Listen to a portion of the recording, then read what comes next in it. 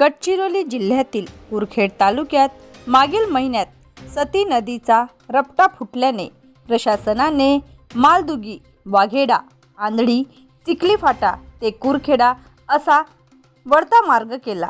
मात्र हा रस्ता खूपच फुटलेला असल्याने रस्त्यावर अनेक खड्डे पडले असून त्यात सध्या पाऊस सुरू असल्याने पाणी साचते।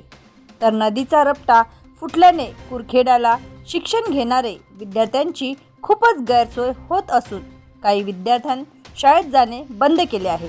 तर कुरखेड्याच्या आजूबाजूच्या गावातील 8 ते 10वी पर्यंत शिक्षण घेत असलेले विद्यार्थी हे 12 ते 1 वाजता पर्यंत गोठणगाव टी पॉइंटवर बसेसची वाट पाहतात। प्रशासन तथा या क्षेत्राचे आमदार खासदार हे या बाबीकडे आमच्या सतीनदीचा पूल तुटल्यामुळे आम्हाला लोकांमध्ये 15-20 किलोमीटर फेऱ्या मारून जावं लागते। सायकलला रोड खराब असल्यामुळे आम्हाला अडचण होते। गडचिरोली 10वीचा वर्ष आहे, आम्ही येथे 12 वाजले तरी बसून आहोत। बसची सुविधा नसते आम्हाला। बस येते पण एकच येते, भरून येते। माझं नाव तुषार रावण पाटणकर। मी त्या 10वीत आहो। अजून हा सती नदीचा पूल तुटल्यामुळे आम्हाला 19-20 किलोमीटर आम्हाला सायकलला जावं लागते। अजून आता 12 वाजले ते कोर्सचीवाली बस पण नाही आली आहे, आम्हाला त्रास होत आहे। अजून शाळेत रपटा तुटल्यामुळे आज विद्यार्थ्यांना एवढी समस्याचा सामना करायला लागत आहे की त्यांना 2 किलोमीटरचा रस्ता 18 किलोमीटर क्रॉस करून जायला लागते। दुसरी गोष्ट, त्यांना शाळेवरती वेळेवर महामंडळची जी बस आहे ती वेळेवर पोहोचत नाही। आज 12 वाजता मुलांना इथून बसने नेले तर त्यांच्या 10वी व 12वीच्या विद्यार्थ्यांचा शैक्षणिक खूप नुकसान होत आहे।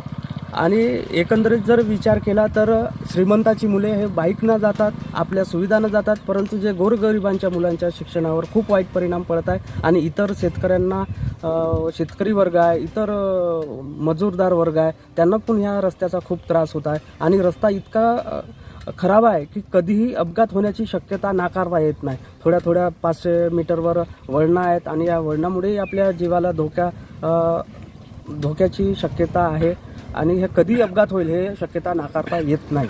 त्यामुळे प्रशासनाला एवढीच विनंती आहे की त्यांनी त्वरित याच्यावर काही उपाययोजना करावी। एकतर रोड व्यवस्थित करावा, नाहीतर मग बसेसचे जो टायमिंग आहे तो वेळेवर मुलांना ने-आण केला पाहिजे, म्हणजे जेणेकरून कोणत्याच विद्यार्थ्याचं शैक्षणिक नुकसान झालं नाही। बनवा व्हिडिओ, पाठवा व्हिडिओ, आम्ही तुमच्या न्याय हक्कासाठी लढा देऊ।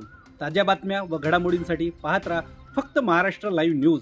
आजच आमच्या चॅनलला सबस्क्राईब करा, शेअर करा, कमेंट करा आणि हो, बेल आयकॉन दबायला विसरू नका। जय महाराष्ट्र।